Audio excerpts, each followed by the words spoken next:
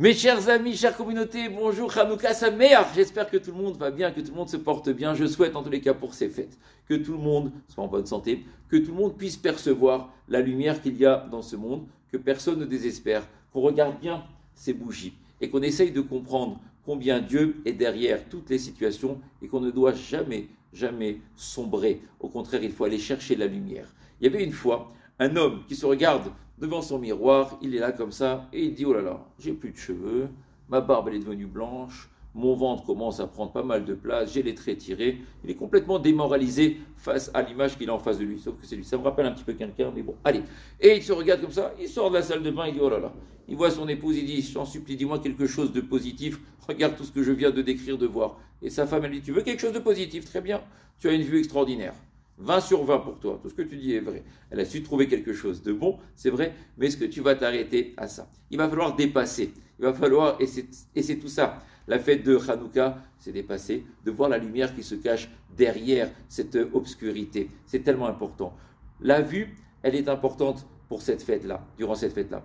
Nos sens, en général, on les retrouve à travers chaque fête, à travers les Shabbats. Par exemple, à Purim, on utilise l'ouïe, on a l'obligation d'écouter la Megillah, comme le chauffard. Si j'ai raté un son, si j'ai raté un mot, je n'ai pas accompli la mitzvah convenablement. Donc l'ouïe est importante. À la fête, par exemple, de Sukkot, je dois prendre mon loulav entre les mains et mon étrog, et je dois le balancer dans tous les endroits. Donc il y a ce toucher. La fête de Pessah, le goût va rentrer en jeu, puisque j'ai l'obligation de manger de la matzah, d'avoir le goût du maror, ce côté amer qu'il y avait. Donc ça, c'est aussi quelque chose d'important. Donc vous voyez que l'odorat, chaque sabbat soir, lorsqu'on fait l'Havdalah, je dois sentir les Bessamim. Je me suis rendu compte, lorsque j'ai perdu pendant le Covid, ce sens-là, je me dis, waouh, chaque sens, il est important, et je ne pouvais plus faire la bénédiction parce que je ne sentais pas. Et à Hanouka, c'est la vue. À Hanouka, on me demande de regarder ces lumières. Et j'incite chaque personne, moi le premier, lorsqu'on allume les bougies chaque soir, on n'est que le premier jour, chaque soir, c'est pas hop, j'ai allumé et puis je vais vaquer à d'autres occupations. L'occupation principale à Hanouka, c'est de s'asseoir et c'est de regarder les lumières. Et d'essayer de comprendre qu'il y a de la lumière, qu'il y a quelque chose justement derrière cette obscurité. De ne pas s'arrêter à un événement lorsque rien ne va. L'obscurité, il y en a toujours eu depuis la nuit des temps. Ça a toujours existé. Mais je dois me relever. C'est marrant, on est juste et puis regardez, on tire des enseignements de chaque situation. On est juste au lendemain d'un match de foot, une grande finale où la France a affronté l'Argentine. Et puis ils ont perdu. Et je voyais ce matin, ne serait-ce qu'à la synagogue, la tête des fidèles, je dis ça va pas, vous n'avez pas bien dormi. Non, ils n'ont pas bien dormi. Ils n'ont pas joué maintenant, ils n'ont pas gagné ce que les autres ont gagné, rien. Mais une tête décomposée, tout ça. Alors les joueurs aussi, on a vu tous les articles dans les journaux et à la télé, on voit leur tête. Et j'entendais ce matin, oh là là, j'espère qu'ils vont se remettre. Combien ça va être difficile pour se reconstruire, combien... D'accord, ok. Alors j'ai trouvé une histoire. Il y avait une fois, le rabbin d'Angleterre, qui soit en paix, qui nous a quittés il y a 2 ans à peu près, le rabbin d'Angleterre avait été chez son cardiologue, et le cardiologue lui a dit, on va faire quelques examens. Très bien. Il a dit, on va faire un test d'effort, tu vas aller sur le tapis pour courir un peu, je te mets des électrodes un petit peu partout. Et le rabbin a posé la question, il dit, d'accord, qu'est-ce que tu veux évaluer chez moi? Qu'est-ce que tu veux trouver chez moi? Qu'est-ce qui est important? Combien de temps je vais tenir? Un quart d'heure, 20 minutes, 25 minutes? L'électrocardiogramme, comment il est? Ce que tu vas regarder? Et là, le cardiologue, il a dit, non, non, rien de tout ça. Tu vas faire ce test et à la fin de ce test, je vais regarder combien de temps ton cœur va mettre pour récupérer. Et plus vite ton cœur va récupérer, et mieux ton cœur, ça veut dire qu'il se porte. Si tu mets du temps, par contre, que ton cœur met du temps à récupérer, ça veut dire que le cœur, peut-être, il a quelques difficultés. L'homme, qu'est-ce qu'on attend de lui? Qu'il récupère rapidement, qu'il retrouve la lumière très rapidement. C'est ça qu'on évalue chez une personne.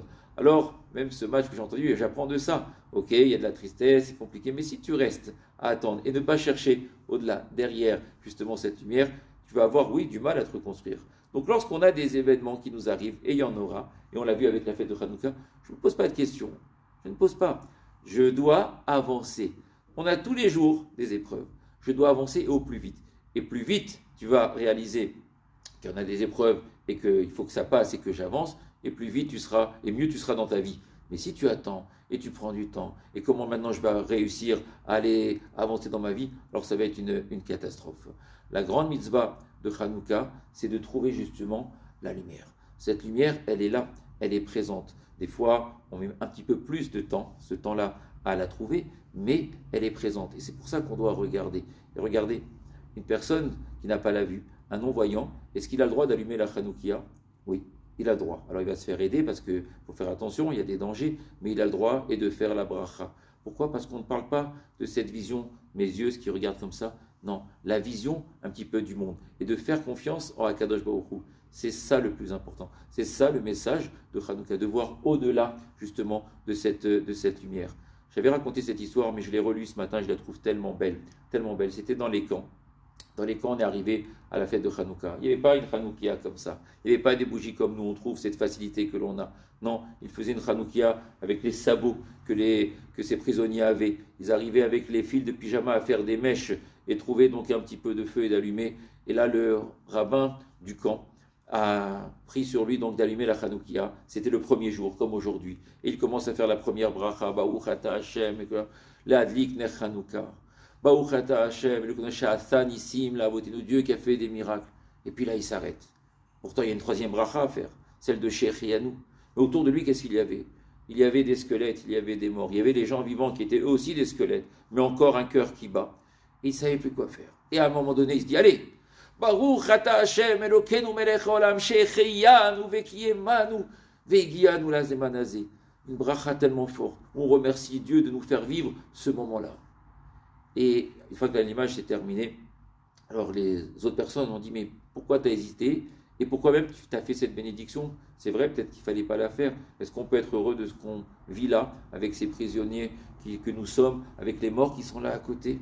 Et le rabbin réfléchit, il dit, oui, on peut être aussi heureux d'être là parce que regardez, il y a encore de la lumière. Et ces personnes ont fait en sorte que nous existons. À Hanouka, pareil, ce petit groupe de juifs qui était anéanti, où on se pensait qu'il n'y avait plus de lumière, c'était compliqué. Un tout petit groupe n'a pas calculé combien ils étaient, ils n'ont pas regardé la force qu'ils avaient, ils se sont dit simplement, il y a de la lumière derrière. Hachem m'a promis quelque chose, je dois lui faire confiance. Alors nous aussi, n'ayons pas peur, avec tout ce qu'on nous prédit, avec tout ce que l'on voit, cette lumière, elle est là. Prenons le temps chaque soir de regarder la Hanoukia, de réfléchir et de voir qu'Akadosh Baruch Hu, c'est lui la lumière. Et que vous êtes chacun aussi des lumières. Une bonne fête à tout à chacun. Hanouka Sameach.